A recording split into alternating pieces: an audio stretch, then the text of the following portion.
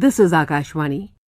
On the eve of National Unity Day, the birth anniversary of Sardar Patel, we now bring you a recording of the proceedings of Sardar Patel Memorial Lecture 2024, delivered by Distinguished Scientist, Chairman, Indian Space Research Organisation, Dr. S. Somanath, on the topic The Indian Space Odyssey in Search of New Frontiers, delivered on the 26th of October 2024 at the Rang Bhavan Auditorium, Akashvani premises, New Delhi.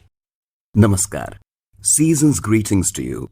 As the month of October approaches its conclusion, a much-awaited event creates a special buzz in the hallowed precincts of India's public service broadcaster, Akashvani.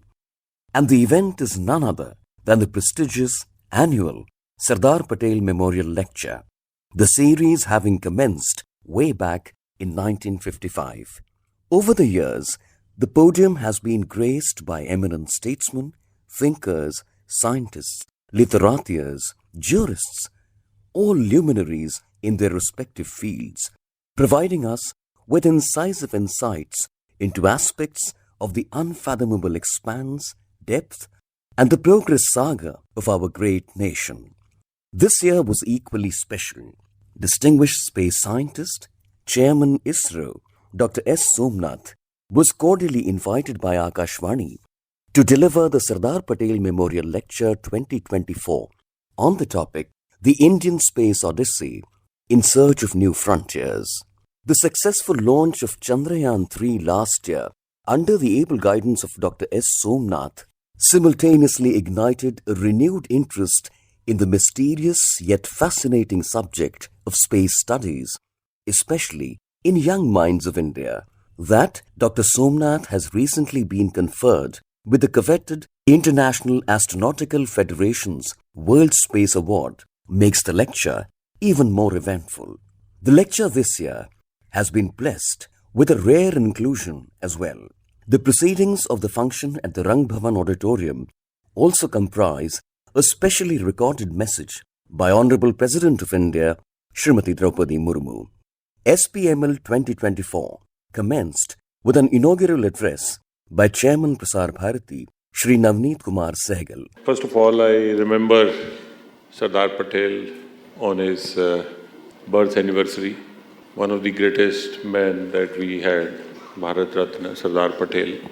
And it's my honor and privilege to welcome Dr. S. Somanath on this very important day. There couldn't have been a better person to speak on one of the greatest men. You all know about Dr. Somanath, that he gave us, continuous, a proud of moment for all Indians living here and abroad, wherever they were. And it is my honor and personal privilege to, in fact, meet him and honor him here, and I personally welcome him on this occasion. Today, we have another special honor that Honorable President of India, Draupadi Murmu ji, has also given us a message. It's the first time she's given us a message on this particular day, which will be played after finishing my speech. I also like to appreciate and thank All India Radio for starting the series on this particular day, on the birth anniversary of Sardar Patel. Sardar Patel, known as the Iron Man of India, he gave us the geographical unity as a nation. Today we stand, India, we are there, we as a geographical union because of effort and his vision of Sardar Patel. As a civil servant, I feel proud to be listening to and speaking about Sardar Patel because he was the originator of the civil service in this country. Civil service, which is this, called steel frame of India, all across the nation. It was his vision, it was his concept that the civil service in India started. So it is a very rare opportunity that we are all now welcoming another one of the great men, Dr. S. Somanath. You see, over the years, as an Indian, we always been feeling there has been an effort to create a scientific temper in the country. But achievement like these Chandrayaan-3 landing on lunar surface. That give us confidence, that give us a rare opportunity of proud all across the globe, proud all across wherever any Indian is living. We could feel proud. And we will have this opportunity to listen to Dr. Somanath about Iron Man Sardar Patel. So I won't take much time. I think the Honorable President's message will replay just now. And once again, I welcome everybody. Now I am very happy to see this auditorium full of people, particularly younger ones, who need to be more and more oriented towards the scientific temper. Thank you so much and welcome everybody once again.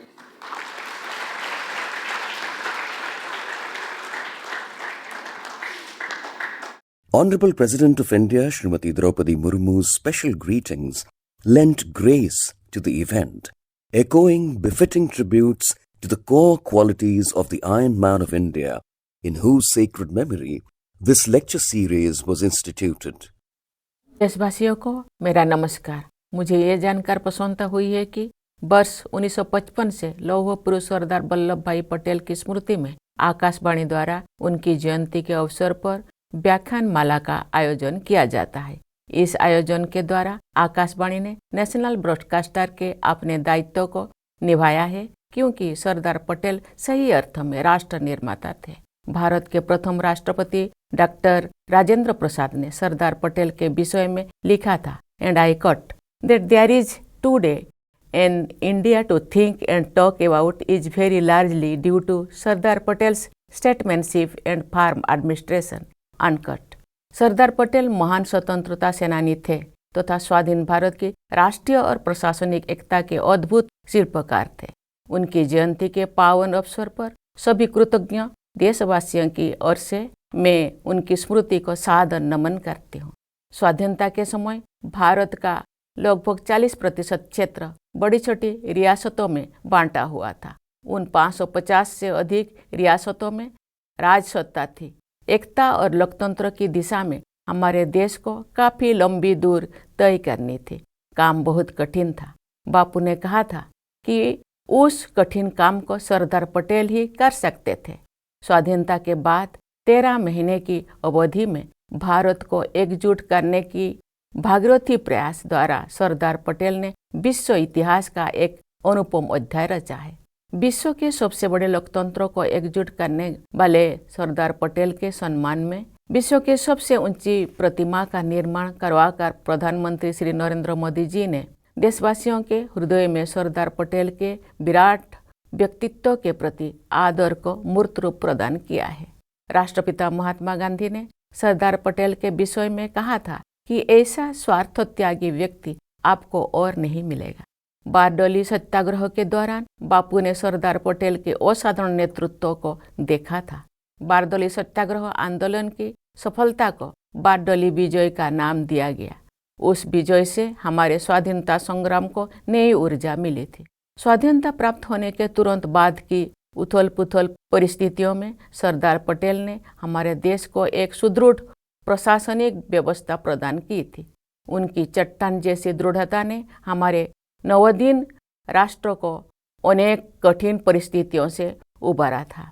मुझे इस बात की प्रसन्नता है कि इस बार के सरदार पटेल स्मृति व्याख्यान हेतु आकाशवाणी ने भारत की प्रगति में अंतरिक्ष विज्ञान के योगदान से देशवासियों को अवगत कराने के लिए इसरो के चेयरमैन डॉक्टर एस सोमनाथ जी को आमंत्रित किया है। आज हमारे देश सरदार पटेल के आदर्शों के अनुरूप विकसित राष्ट्र बनने के संकल्प के साथ आगे बढ़ रहा है।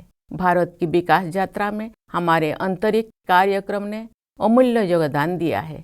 पिछले वर्ष विक्रम लैंडर द्वारा चंद्रमा के दक्षिण ध्रुव के पास उतरने का सीधा प्रसारण मैंने देखा था। सभी देशवासियों के साथ मैं भी गर्व का अनुभव कर रही थी। सरदार पटेल हमारे राष्ट्रीय एकता के प्रतीक पुरुष है। आइए सरदार पटेल की पावन स्मृति में हम सभी विकसित भारत के निर्माण के राष्ट्रीय लक्ष्य की दिशा में एकजुट होकर आगे बढ़ने का संकल्प लें। धन्यवाद। जय हिंद, जय Bharat.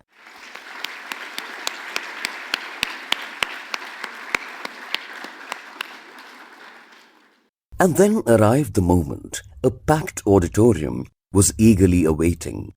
Amid thunderous applause, Dr. S. Somanath, distinguished scientist and chairman ISRO, rose to deliver the Sardar Patel Memorial Lecture 2024 on the topic, The Indian Space Odyssey in Search of New Frontiers. It's really an honor to be here to deliver this year's Sardar Patel Memorial Lecture. And I would like to thank Prasar Bharati, its chairman, Sri Naveen Kumar Segal, Akashvani, and all of you to join this prestigious program in memory of the great man that we had, Sardar Vallabhbhai Patel. Let me talk about him a little bit before I delve into my topic of space. Sardar Vallabhbhai Patel rose into the prominence of our political arena through the struggles and tribulations in the times of the independence journey. But then his leadership really showed up in some of the great movements that we had in the past. The independence that we owe today, we must owe to such great men who created such a strong movement. And not only that he participated in that movement, then his post-independence, he worked hard to create the nation that we all very proud of, the Bharat. I think we have given our due respect to him by creating the Statue of Unity. And we must thank our Honorable Prime Minister for doing that great job of putting such a fantastic statue of him that we all are very proud of, the tallest ever such statue that we have created in a part of this country. He has been the promoter of one of the important activity, the liberal policy of the industrial policy, which is that we enjoy today. Also, contributed to bring all the princely states together to create the Bharat that we are all talking about, the political integration of India. And we also know him as the Iron Man of India. And we honor him today in his birthday, the 31st of this month. And thank you so much for giving me this honor to speak in his memory today. So when we talk about space, all of you know about ISRO, the Department of Space, but then what you need to realize today is that the whole of the space ecosystem is changing dramatically all around us. So in the fast-changing domain of space, we also are aware that we are also changing so much. The Department of Space and its arms are going through a great reform as announced by the Government of India. The space sector reform announced in 2020 created new entities in Department of Space. The ISRO is well known to you. Indian Space Research Organization is the primary space agency of the nation where the research and development takes place. We created other entities in Department of Space called the InSpace. Today, the InSpace is going to regulate, promote, and handhold the private ecosystem and then create a vibrant space economy. We also have the public sector undertaking NSIL, New Space India Limited, converting whatever we did in the space sector into production of materials or production of rockets, satellites, and also convert into the business opportunity. While we work on these entities in Department of Space, we also have the domains, which goes from building the rockets, we call them space transportation system, building the space infrastructure called the satellite building. We have the human spaceflight program, we have the Earth observation and applications program, and also the capacity building. Creating capability in industries, creating capability among and academic institutions, researchers. So we work in various domains, working with many stakeholders. Industries, academic institutions is one of the strengths that we have today. But all of us are really excited to see a launch. I don't know how many of you had real fortune to look at a launch of a rocket. It is really very heartwarming to see, or I don't know whether the right word, it is like that. The thunderous sound that comes and hits your chest when you hear a launch, and also the beautiful sight of an ascending rocket that goes to the sky to put a satellite in space. It's always a wonderful observation to have you at the Satish Dhawan Space Center. I use this opportunity to invite you. Today, Satish Dhawan Space Center is not closed for you. It is actually open to each one of you. We have a huge gallery. 10,000 people can at a time sit and watch one of the launch that is taking place. So you are most welcome, children especially. Those who are listening to me, please find an opportunity to look at the announcements of launch that is coming up and register for coming and looking at some of these launches. I can tell you that it will raise your spirits very high as much as a rocket soars to the sky. But over the years, we have been launching rockets. We have been placing satellites in orbit.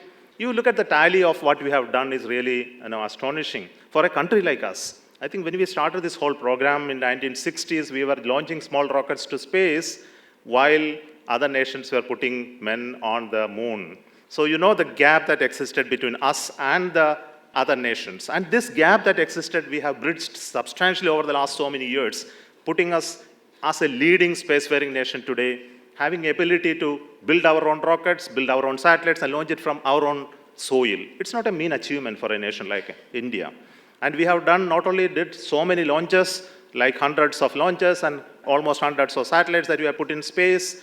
We not only did that, we also launched almost 400 plus satellites of other nations using our rockets from India, almost 34 countries. We did a lot of research activities in creating new technologies and innovations in space sector. I think all of these are showing up results now in the form of assets that we have created in space ecosystem. They are in the form of spacecrafts that are there. We have 50 plus spacecrafts in orbit today. They are in the domain of communication, almost 18 of them. Earth observation, that is the eyes from the space, which is almost 22 of them. We have 9 navigation satellites and the science missions that all of you know about, the Chandrayaan, Mangalayaan, Aditya, Exposat, etc.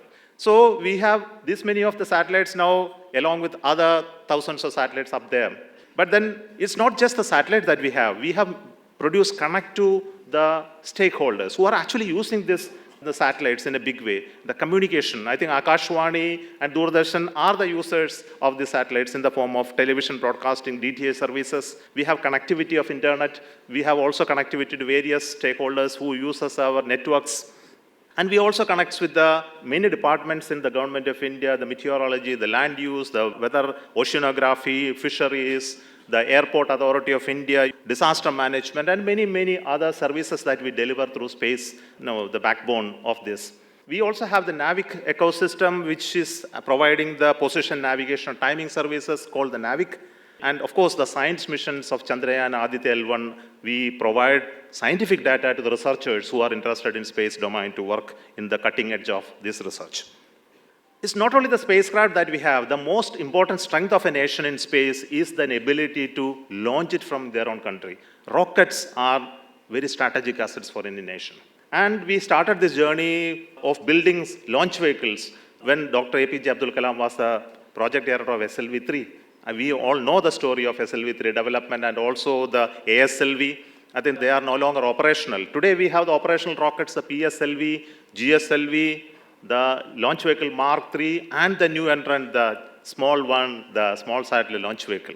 All of them are operational today, and PSLV has done 50 plus successful launches today. Very strong workhorse launcher who has put all those satellites that I mentioned some time back. The GSLV was developed using the cryogenic technology and the indigenous LVM-3's heavy booster that launched the Chandrayaan launcher satellites in the recent times. And it's going to be the one which will evolve to finally put human beings to space from India. The small launcher, the SSLV, is the new entrant I told about. It's a revolution today with at an extremely low cost. We are able to build a launcher and transfer the knowledge of building rockets to the private industry. That's the goal of building small sat launch vehicle. I can tell you, rocket building is not a small thing. It's a very complex process. And we took almost 60 years to learn the trick. And we have the knowledge of doing it today in Department of Space and ISRO. It's an institutional knowledge which is created over generations. And holding this knowledge, nurturing this knowledge, and keeping it preserved to do future activities in space is very important for us. And this is why we nurture them, we connect with the many other stakeholders like the educational institutions and researchers to preserve this knowledge so that we can work on advanced technologies in the future. And many domains have skill sets have developed in now the institutions. And it's very important to preserve us because it's a strategic asset for every nation. Very important topic which I would like to talk about is the Gaganyaan program, the human spaceflight program. I think all of you are excited to hear about it the recent times, and everybody talks about when are you really sending the first Indian to space. I think equally like you, I am also excited to look at the possibility. But all of you know Gaganyaan program has its own challenges. Building a rocket and launching satellites has its own risks that anywhere, anytime there can be a failure of mishappening in the rocket and the satellite falling into the sea. But when a human being is flying up there in a rocket, we need to make extreme care to ensure that the mission is very successful and there are no flaws in it. And if at all it happens, that we can even save the crew very effectively. So there are complex systems that comes into Gaganyaan program, and we are developing each one of them through systematic step-by-step process of uncrewed missions, robotic missions leading to the human spaceflight mission. I can tell you that this coming years, we are going to get ready for the first uncrewed mission encompassing all those developments that we have been doing for the last 5-6 years of time. Many technologies have been developed, and I can tell you, my people, that these technologies are not available from others to us. It needs to be groomed and created within our knowledge and capability in India, using our own industries, our own knowledges. We have been working on it, and I can tell you it's a huge challenge. And it's an invitation for young people to come and work in this sector in the future, as government has announced an expansion of this program, building space stations and going to moon, which I will talk about a little later. You know, the support that we get from our Honorable Prime Minister in human space program is enormous. He recently came to us and then showed the demonstration of how we are going to build our crew module, how the crew is going to sit inside the crew module. I think these are very interesting times. And also, we did a recent mission of the crew escape system, where the liquid propellant-based test vehicle took the entire crew and the crew escape system, and we intentionally aborted it. And after the aborting, the crew module has to come out of it, open its parachutes, and land properly, safely in the waters where our ships went and collected it. The whole of this chain of events are the crux of the safety that we are bringing into the rocket systems. And this is very crucial. And this is for the very first time we are doing it in India. And we need to make it perfected after so many tests. And I can tell you that we need to have the systematic test programs to ensure that there are no flaws or there are no design-related issues while we do the final human space mission, maybe possibly by 2026. Equally important is, while we work on reusable crafts like others are doing, the dream of flying an aircraft like rocket to space and then coming and landing on a runway has always been an imagination for each one of you. I think Space Shuttle demonstrated it. Space Shuttle was a launcher which was a partially reusable one, but it is discontinued. But unmanned autonomous rockets that will go up to space and come back is always a dream. A lot of people are working all around the world, and we also have our own share of called a reusable launch vehicle demonstrator. Recently, we did some tests on it, and we are going to develop it, complex systems of going up the space, landing back. And it's very interesting that we did recently 2 tests of the reusable launcher, running down a runway, fully autonomous with its own computers and algorithms.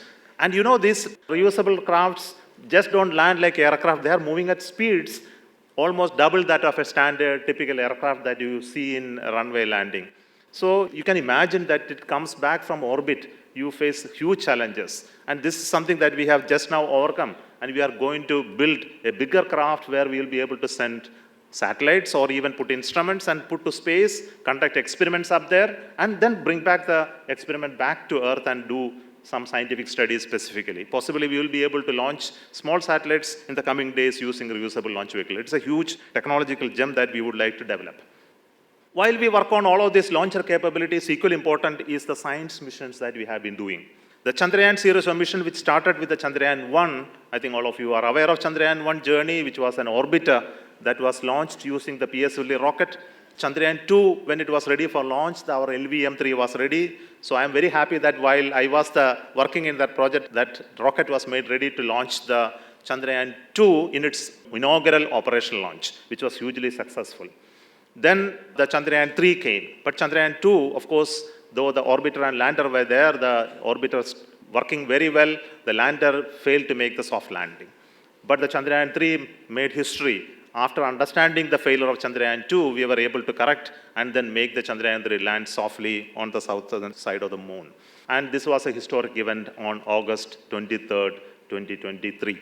When the Honorable Prime Minister was looking at the whole screen, and we were all looking at the screen with bated breath and heart, the lander softly touched on the southern side of the moon. It was a historic event for all of us.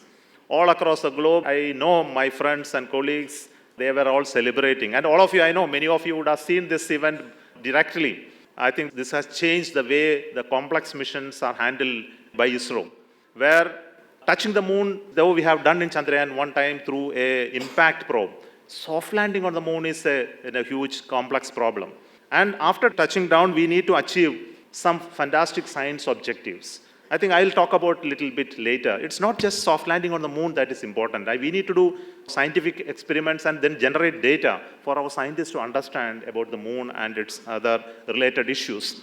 I would like to talk to you a little bit about at this moment and go back and look at how scientific output of these missions were hugely important for each one of us. We have a huge tradition in India looking at stars and celestial bodies, and the science of it's evolved over this nation, maybe many years back. And this knowledge is still preserved in some form or the other. But advancing the knowledge has not happened for many years. And it is the first time that we have a unique opportunity to work and contribute to the global knowledge of science. Chandrayaan 1 was the mission which gave the knowledge that there is water on the moon. And we have an Aditya L1, which is a dedicated mission to look at the sun and its interaction with the Earth by launching it to the Lagrangian point. We also launched a satellite called X-ray polarimeter satellite called XPOSat to look at black holes and its interaction with other stars. And these missions are produced not just for the optics or to show that we are launching them, but it produced very interesting scientific outcome which has got the attention of the scientific world. Recently, the publication that came out of the Chandrayaan 3 was very, very important with the mineral data and also the nature of the landing site. It is really noteworthy. Similarly, the observation from Aditya on ultraviolet spectra observations of the sun disk, as well as the recent solar eruption events, really captured very well by these instruments. And this data is being supported, evaluated for further research and publications by the community. I can tell you that it's not these three satellites. We have earlier satellites like the AstroSat, which has produced almost 400 publications and almost 30 plus PhDs out of the findings of the AstroSat. So though the scientific research contributions in terms of the missions were small, but the outcome has been really surpassing the expectations.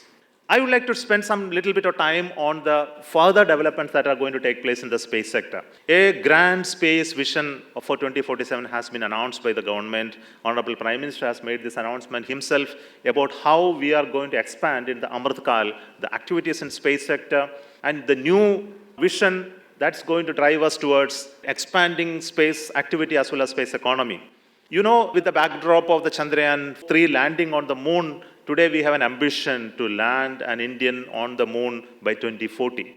If you have to really achieve that, we need to make a lot of progress in terms of our ability in building future moon missions. The Chandrayaan series of missions must be continued to create capability. We should also build a huge, higher payload capable, reusable rocket so as to put these bigger satellites and missions possible. And we want to build a space station so that our human space activity can continue to do microgravity and related research, become an outpost at a certain point of time to move to moon. I think this chain of steps that we need to take to leading to the ultimate landing of an Indian on the moon has been defined as the grand space vision of 2047. And I would like to show you that this was announced by Honorable Prime Minister when we gave the wings to the astronauts. So the 4 of the astronauts who are getting ready to fly in Gaganyaan were given the wings by Honorable Prime Minister. And at that time, this grand vision was unveiled. And last year this happened. And later, I can tell you that we have worked on this vision to convert his vision into actionable items. So recently, government announced the projects of Chandrayaan 4, which will go to moon and then bring back samples. Then the NGLV, the new rocket development, and also the first module of Bharati Antariksha Station to be developed and launched. I think this is something really wonderful, and we are taking steps to make his dream a reality and India to become a global space power in the days to come. But the most important element of doing all of this is the power of the rocket. We had the PSLV, LVM3, and the SSLV, but they are capable of certain capabilities, typically around 4 tons to GOTO is our capability, which will be translated into approximately 10 tons to low Earth orbit. But to launch space stations or to send humans to moon, we need higher payload capability. Typically 30 to almost 70 tons of mass is to be lifted to a low Earth orbit. And this is possible only if you build heavier rockets. But then we cannot build rocket just for this purpose alone. We need to build rockets in such a manner it is sustainable. It will bring in benefit in terms of economic activity. We should be able to launch our satellites regularly. And we should do it in a commercial manner and a cost-effective manner. That's why we are developing the NGLV, which is shown here, which is a tall satellite, almost 90 meters tall, and 5 meters in diameter, which will be able to lift 30 tons to low Earth orbit. And this will be partially reusable as well, so it can bring down the cost of access to space substantially. And based on this, we have created a roadmap for the space sector. How we are going to develop transition from the current launchers to the future launchers and build space stations in an incremental manner, and then make the moon missions possible on a yearly plan has been prepared, and now we are working on each of these projects. And I'm very happy to tell you that this year, Government has announced enough of our financial sanction for us to do all of this vision possible. And we are all excited in Department of Space and ISRO, and also to work with the new stakeholders in the private industries to build all of this in the coming days. Let me give you a little bit of glimpse of the elements of this mission. One of them is the Chandrayaan-4. Chandrayaan-3 demonstrated that we can go and land safely on the moon. But then taking off from the moon, getting into the orbit of the moon, then start from there and reach the orbit of Earth and then come back safely on Earth. It's a huge challenge. It is like launching once again from moon autonomously with nobody there and coming back. Of course, Americans and Russians have done way back, but then doing it today is still a huge challenge. And it is very expensive. So we are looking at how we can do a mission to go to moon and come back in a low-cost manner. And that's why we have developed a Chandrayaan-4 architecture, where many modules are made together. It will go to Earth orbit, it will dock, go to moon, de-dock, then come and land on the moon, take off from the moon, and then come back to the moon orbit and dock, then return to Earth, and then a small part of that will reach back to Earth with the samples drilled and taken and packaged from moon. Will it not look very exciting for you to such a complex mission to be conceived, built, and then made perfectly for us to launch? I think all of us wait for that event to happen. But all of us are excited in ISRO and many other stakeholders to design and develop this complex engine mission and make it happen by 2028. Equally important is to develop capability to build heavier crafts. I think the Chandrayaan-4 will be similar to Chandrayaan-3 in terms of the size and mass. But if you have to send human beings to space, think about a mass of 100-kilogram person to be taken there, or maybe 3 or 4 people to go up there. We need to carry heavier mass. That's why we are looking at next series of Chandrayaan called Chandrayaan-5, where we will take a 350-kilogram rover. You know, the Pragyan was only 27 kilogram mass. Now we are talking about a 350 kilogram rover, and that to be taken to moon and land safely. And we would like to do it in collaboration with Japan. And we are working on a mission where a heavier lander will be built by India and a rover will be supplied by Japan, and we will jointly do this mission using their rocket. And this is also one step towards reaching the manned mission goal. While we work on moon mission, it's equally important to look at other science topics of understanding other planetary system. We have done missions to moon, we have done to Mars. Now we would like to look at Venus. I think all of you know Mars and Venus are our sister planets. Earth is a living planet. You know, Mars and Venus are dead planets. There is no life there. They are almost similar in looking like Earth in terms of the mass, slightly lower in terms of the mass and gravity. They have a beautiful characteristic. Their periodicity is similar to that of Earth. And here is Mars with its atmosphere 100 or even less than that of the atmosphere of Earth. And here is Venus, which has an atmosphere which is 100 times that of Earth. You know, it is much more thicker. It is sulfuric acid and heavy winds are blowing. Mars, here it is dry and dead and almost no air there.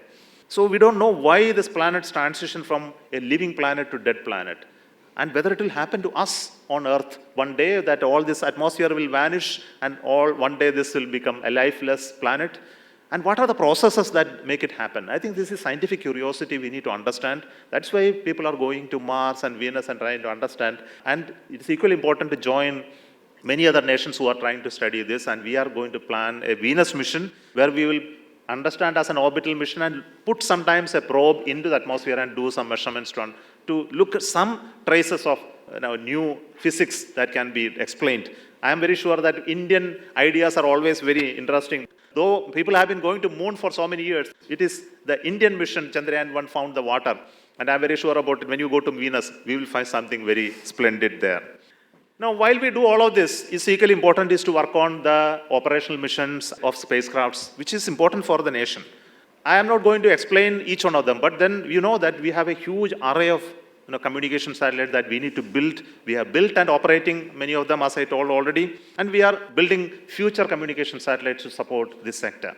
But this communication infrastructure today is moving from the government operated to private operations. So NSIL, the New Space India Limited, is operating 10 of our communication satellites, and future satellites will move over to them. But we are building some for our regular users like the DTH providers, as well as our special users, which are our strategic users. We also work with many international customers to build our satellites in communication. And communication is again a complex area where revolution is happening. It is not just limited to geostationary orbits. All of you are aware that LEO communication constellations are coming up of other nations, and we are looking at various models how to expand communication infrastructure. Equally important is the infrastructure related to the Earth observation satellites. Earth observation satellites are eyes from the space. If you look at land and stand here and observe, you can only see a certain extent. But when you go up in the sky and look with you using a camera, you can see a very large view, you can get a real good observation, and not like a human eye, but these eyes in the satellites are having different spectral characteristics. With the natural light that we are seeing, it can see beyond our visible spectra, thermal, infrared, ultraviolet, X-ray, or radar observations. And this allows you to look through the clouds, you can look through day and night and make so much of information that a human eye can ever decipher. So that's why satellites are very important. And we can put satellites of various kinds, and we have been building and launching the world-class satellites, which is helping us in terms of resource mapping and also strategic information. And we are going to serve this sector very well in the coming days. And this is happening not by ISRO alone. This is happening because the stakeholders with us, the ministries, departments of Government of India are working with us in various ways. They fund us, they put the demand in front of us. For example, agriculture tells us we need to look at the crop mapping, we look at the drought situation. The Ministry of Earth Science say, I need to understand the water resources, I need to understand the oceans. The Ministry of Environment talks about the climate and the related issues, and we design and build the satellites for these users. And we make them part of this journey. That's why we are having these special satellites coming up, complex satellites which are designed and developed by India. Equally important is the working that we have with the other stakeholders, other space agencies. For example, the one which we are building with the US, the NASA ISRO synthetic aperture radar satellite, one of the costliest satellites ever built by anyone in the world. And this satellite is a two-band, the L-band and S-band. The L-band comes from the US, the S-band is coming from India, and we integrate it into a single payload. And the bus is built by ISRO, and we launch it on a GSLV rocket. And the satellite is just now at Satish Dhawan Space Center getting integrated. Possibly the launch will take place early next year. And the next satellite that we are working is with the French agency, the CNES, and we are building a thermal imaging satellite called Trishna. It's again a very complex payload of thermally mapping the entire Earth in various bands of thermal so that we can understand agriculture-related issues, the stressing, the thermal temperature mapping of the Earth. It will give a lot of input which cannot be otherwise seen. Both NISAR and Trishna are complementary in nature for scientific outcome. The world is looking at this output to come as soon as possible. For example, the NISAR can cover the entire world in just 12 days with a huge swath of information. It can look at tectonic movements in centimeters and understand the water stressing, the movement of continents, etc. very well in the glacier movement and things like that. Good water availability versus the drought. I think a lot of information can come out of such satellites. Equally important is to build cooperative satellites. We want to work with the G20 nation. Recently, Honorable Prime Minister has announced the building of a G20 satellite.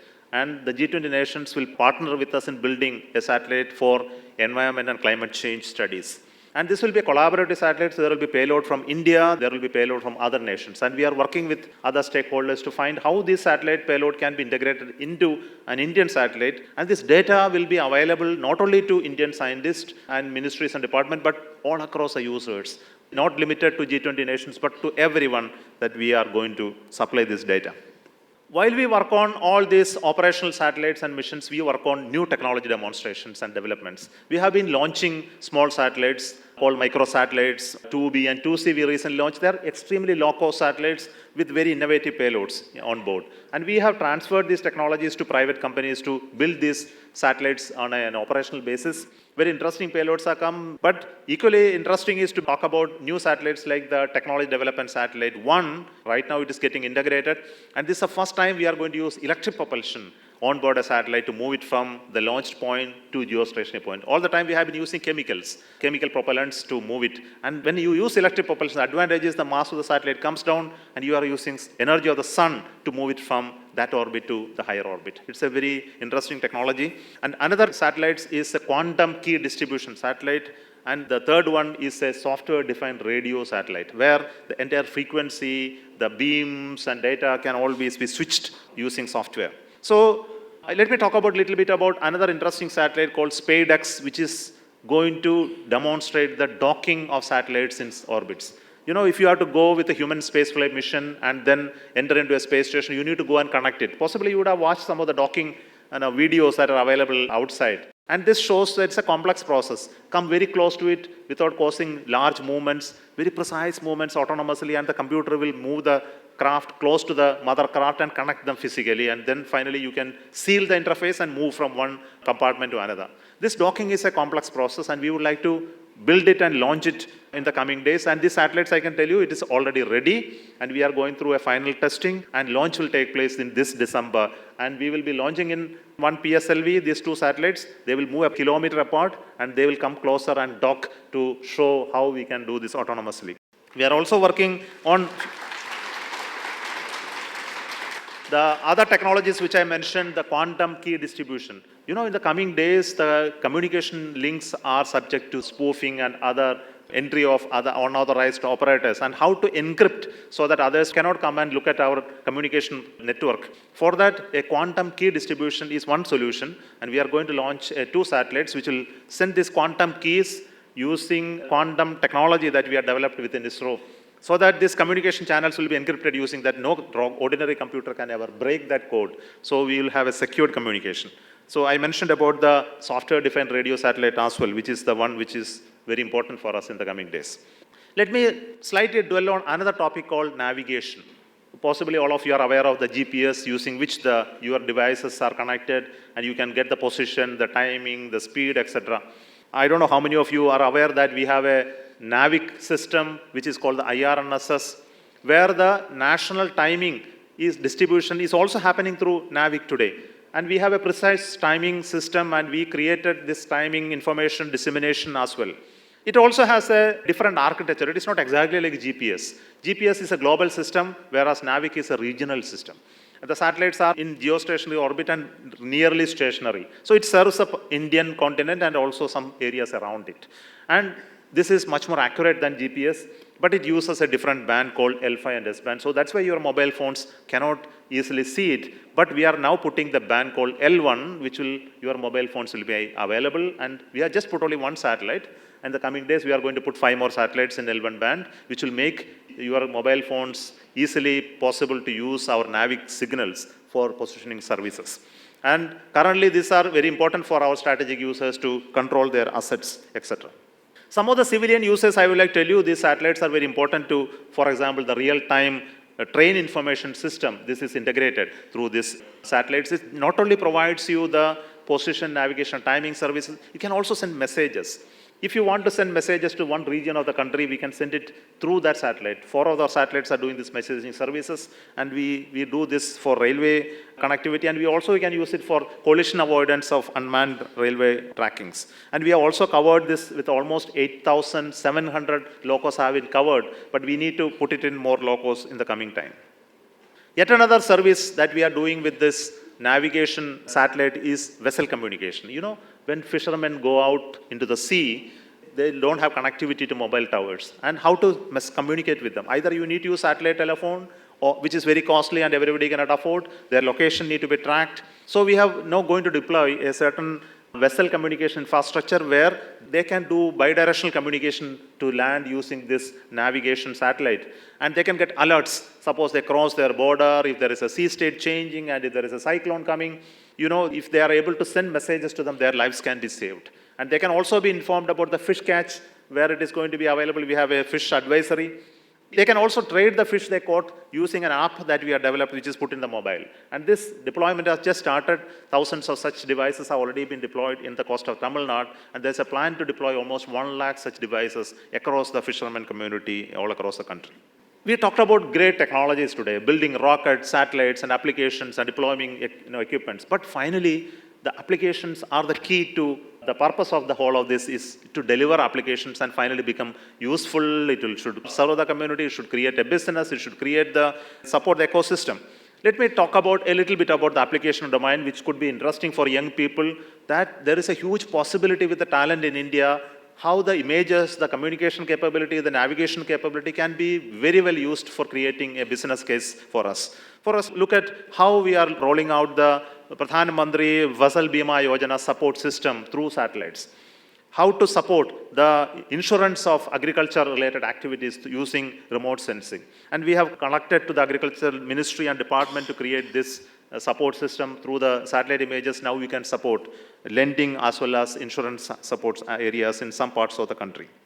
Similarly, we do mapping of the satellite-based crop mapping system using automated machine learning SASIA, and this is based on a radar imaging satellite time series processing. We do it, and this is deployed in some part of this, and data is also available in one of our portal called Bhunidhi, and we will be expanding this case in the coming days. Krishi Decision Support System is another interesting application specifically focused on agriculture domain, where we create crop radius maps. We look at yield estimates for at least 5, 6 to 7 crops. Then we look at the various elements that contribute to agriculture, for example, the weather, the soil, the crop signatures, the groundwater, and also we do the damage assessment in case there is a drought, etc. And this information is very much essential for our ministries and department to work on agriculture. And I can tell you that we are even looking at how to build a agriculture-specific satellite called AgriSat in the coming days. Agrometeorology is another domain. So meteorology means the weather and the climate-related impact on agriculture is another important. For example, the light that you are receiving, the insolation, the sunlight, how much it is falling on Earth, and what is its intensity across the area. How much is the land surface temperature? How much is the evaporation that is happening from Earth, and compared to the real evaporation. And this meteorological information becomes important for us to understand whether there is going to be a drought and what type of watering need to be done and how this is affecting the agriculture product. This is one support that we are going through space. Equally important is to look at how the disasters are handled using space.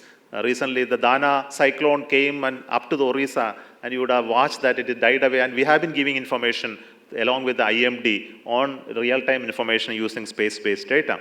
And many of the cyclogenesis, its tracks can be tracked, and using computer simulation, we can find out when it will make the land impact and what type of damage that it can really cause. It's something very phenomenal. The space has changed the way we look at disasters, and lives are served using these technologies in a big manner. Look at forest fire. I think we have large forest cover in India, though it is need to be managed. I think today the Forest Survey of India looks at it in various ways to manage forest, its extent, its encroachment. But one of the important issues is the forest fire. Forest fire observation using satellite is something which is very easy because the fire has a signature, the infrared signature. You can take it from satellites, and if you know that there is a signature of fire, you can inform the Forest Survey, and they will be able to act on it. You get the geolocation, and they can send a team to quench the fire. And many a times, sometimes you get a wrong indication also because fire is like that you can have thermal signatures. But mostly, we have very good signatures, and forest surveys today fully trained to handle the forest fire information coming from space. I can tell you there are tens of forest fires every day happening in India itself. Look at landslides. Landslides are equally an important problem. And ISRO has brought out landslide maps across many places where there are steep hills, and whether there is a heavy rain, climate and land create a combination where landslide can occur. But unfortunately, today we do not have real-time warning system for landslide, which is something that we all aspire to have by putting sensors. But then landslides need to be predicted, it should be mapped, and post-landslide, if it occurs, damage assessment happens, and reconstruction support we need to give. This is another important support that we give through space satellite. I would like each one of you to look at this website called Bhuvan sometime. And some of you may be aware and some of you may not be aware about it. Bhuvan is a geoportal of India. We are created using our own satellite data mostly, having many thematic layers, almost 200 plus geospatial applications, and it has specific data for each of the states, central ministries. You can look at drought, flood, glaciers, and many other data on a real-time basis whenever it occurs. So I advise you to go to and search for bhuvan.nrsa.gov.in to understand more about it. And many of these features are free for you, but there are many other features which are not available if you should become a registered user for it. And we have been working on it over so many years. It has huge amount of data sets about the national assets, which are natural assets, and also assets that we have created like the construction system, the heritage sites, the islands, and many other features. So I invite you how satellite data and along with other data sets, you can create a geospatial repository, a huge one for our nation. I think each one of you should look at it and promote it for us to make more meaningful value out of it. And we also are looking at how this data can go to other industries and startups to make more value-added products out of it. Using the space-based data, we have been looking at national disaster management. The NDEM version 5 has been recently released by ISRO to the Ministry of Home Affairs. This is a single portal where all disasters happening in India are portrayed regularly. And we pick it from various sources, which include satellite data, terrestrial data, and many other information, and it is all put in one place. And if you go to NDEM portal, possibly this is done only in a supervisory level, and we can look at various base layers of this are built using satellite data, and we add it up with various additional information coming from space. Yet another information is the National Information System for Climate and Environmental Studies, NICES. And this is also an interesting area. Those who are interested to work on environment, climate, and climate change related information, essential climate variables. There are 50 plus of them which are important for you to help in climate modeling, and almost 50% of them can be observed using satellite data. This is one of our mandate to produce and deliver it using various data. This includes color, land temperatures, for chlorophyll content in earth, cloud cover, the moisture content, lightning, ocean current, snow cover, many other such data is regularly updated by us. Let me tell a bit about, before I close and conclude, I need to talk about a little bit about our reforms in space sector, which I started to talk about in the beginning. The impact of the space sector reforms in 2020 has been phenomenal. Today, while we had only one startup in 2014, today there are 200 plus startups in space sector working. There is a new policy called Space Policy 2023 has been announced. A new foreign direct investment policy has been announced by government. A new geospatial policy came out. All these are adding to creating a more vibrant space economy. Today, our aspiration is that India's contribution to global space economy is hardly 2% today. We would like to expand it to something like 10% in the coming 10 plus years. To make it happen, we need participation of many other stakeholders. We want startups, we want big companies to come into space and contribute to create a vibrant space ecosystem. And we creating those enabling mechanisms of companies working with ISRO. We want to give the technologies to them, allow them to build complex systems like rockets and satellites, create applications for delivery, and a lot of industries are showing great interest in investment in this sector, and this is a huge expectation that we have today. To enable this transition to take place, we are handing out what we have been doing traditionally in ISRO to the industries, like rocket building. Can you imagine that rockets were built only by ISRO? Now we are going to have rockets built by private companies and launched in India. This is happening elsewhere, but it has to happen in India. And if it has to happen, then we need to empower these companies. And we started with the PSLV handing over to the big industry giants. We have opened the SSLV for a technology transfer, and companies have quoted for it. And we also want our LVM3 to be produced using a public-private partnership model, and this which is also announced. And these are steps that we have taken to empower these companies to come into space. InSpace is doing a phenomenal work today to support all the startups and all the new stakeholders in terms of the numbers. It is very good, the type of authorization they have been giving, the technology support they have been giving, the mentoring they are giving, the funding, seed funding they are giving. Recently, the government of India has announced a 1,000 crore VC fund for private companies to come into space. Where this being the space sector being a high-risk company, many investors hesitate to fund this sector. So once we have a government-sponsored funding supporting new startups and companies, I believe that the new investors will have more confidence to come and support these companies to come into space sector. It's something very phenomenal thing happening in the space sector. The space policy also has seen how our data is being used. The space data today, which is used free today. Today, the data up to 5-meter resolution that is coming from satellites are free for you. I think many of you may not be knowing that if you really want to access this data, up to 5-meter resolution, you can get this data and use it to create additional value-added products, especially in the domain of infrastructure building, imaging, value addition, etc. You can use it, and private companies can access it free. Only from 5-meter resolution to lower resolution, you need to pay certain nominal rates, which is also available to you. So it's a major change in terms of the policy that we have brought in. And the value of the data that has been soaring, the downloads and other access has been soaring in the recent times. Let me also tell you a few more points for you to understand the ecosystem. One of them is the dependence on imports for space program. Atmanirbharta is important for space. Nobody should choke our program in no way. So we have been working on indigenization in a big manner in the last so many years. We have brought down the dependence of raw materials and materials for building our rockets and satellites substantially. But still, long of critical items still comes from outside. We need to work continuously. If you have to build our own ecosystem, never to be constrained, I think we need to put effort. And this is one of the steps that we are taking.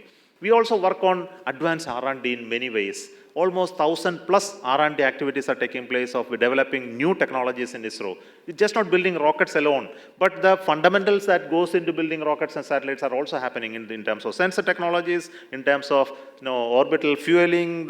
Some of them I have already mentioned, but many of them are not mentioned, which is also very interesting. For those who are interested to look at it, we will give you more access to this information through our websites. Another interesting area is that our technology, which are developed using public funding, the government money, is for you to use. We don't want to control it and keep it within ISRO.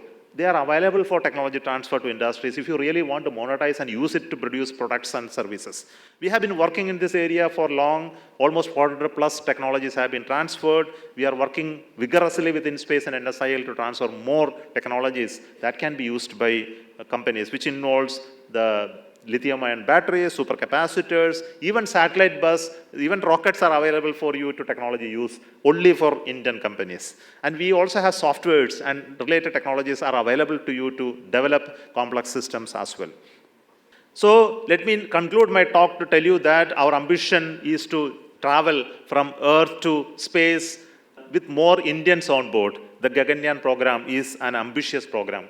The rocket has just taken off in its first journey, and we are waiting for it to separate in orbit and send the humans to a safe orbit so they do the work there. And then after the research work which they are done there, they will come back and land safely in Indian waters where our ships and aircrafts will go and pick them.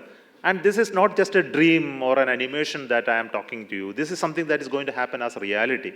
And after that, we will be building the space station to go and create our Bharati Antarisha Station, and there we will have regular access to space and leading to us to land on the moon one day. And these days are not far away. I think all of us in ISRO, the Space Department, are excited to work on this complex technology. And I share the same excitement and happiness that we have today to build these complex systems with Indian mind. And I can tell you that when Chandrayaan-3 landed, we were all proud of the fact that the Chandrayaan-3 was built using our knowledge and our skills, and it tried on an Indian rocket. When you talk about Sardar Patel, who emphasized the strength, and we are also reflect that same spirit of doing it ourselves, not just to boast about it, but to do incrementally, cost-effectively, to build the capability within this nation. And it also to become an inspiring organization for us to emulate in many, many other sectors. For Bharat to become a powerful nation tomorrow, we need technology support. Just not space is going to help us. In many, many other areas, we need similar growth and expansion. Could it be in electronics, it could be in agriculture, it could be in industrial production. There are many, many other areas there we need to invest and create capability and competence. And we have it in India. We need leadership. I think that is being given by our government today to transition from an aspiring nation to a progressive nation, a leader whom everybody will aspire to come and stay with us. Thank you so much for this opportunity.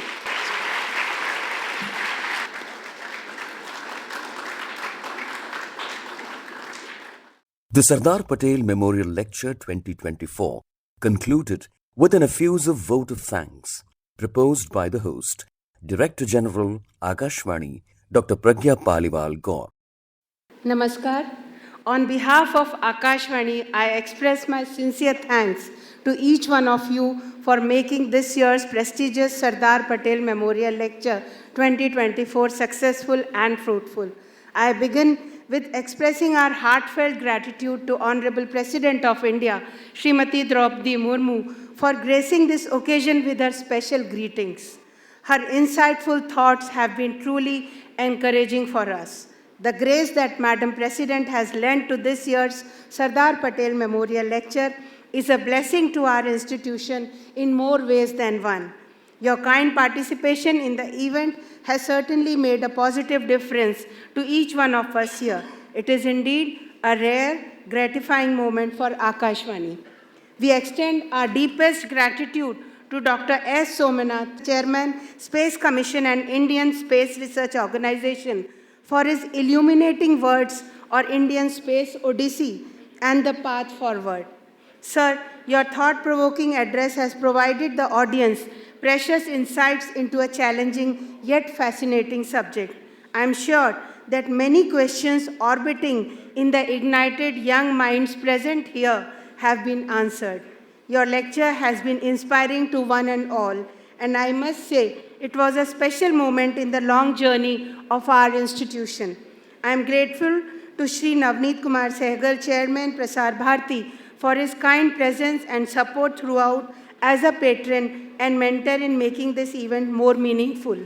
I thank Shri Gaurav Dwivedi, Chief Executive Officer, Prasar Bharati, for his gracious presence and for being an inspiration for us during the preparations of the event. I am also thankful to each and every member of the audience present here, especially students, for whom this will always be a cherished memory. I express special thanks for members of the press and media whose active participation will surely enable wider dissemination of today's illustrious and stimulating lecture. Also, special thanks to Doordarshan for facilitating the recording of the message of Honorable President of India. My heartfelt appreciation for staff members of Akashvani, especially the organizing team of this event, who left no stone unturned to make this event successful. I conclude with the hope that the precious legacy of Sardar Patel Memorial Lecture Series continues with the same fervor year after year. Last but not the least, I express gratitude to our esteemed listeners who look forward eagerly to this oration year after year. Thank you.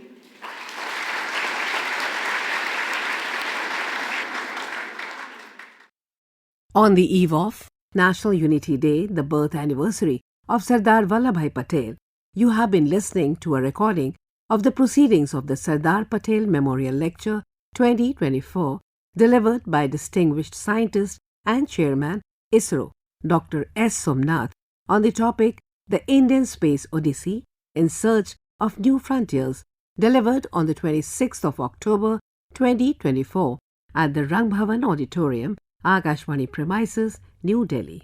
This broadcast came to you from the Delhi station of Akashvani.